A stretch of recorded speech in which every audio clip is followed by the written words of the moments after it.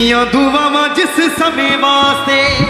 अज खुदा ने खोल दिते रास्ते दुआवां जिस समय वास्ते अज खुदा ने खोल दिते रास्ते दुआवां जिस समय वास्ते अज खुदा ने खोल दिते रास्ते दुआवां जिस समय वास्ते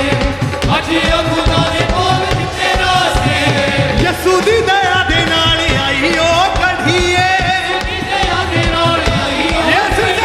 यसू दी दया दे नाल आई ओ कढ़ीए दया दे नाल आई ओ कढ़ीए अज मेरे बंदे दा दिन आखरी है अज बीमारियां दा दिन आखरी है।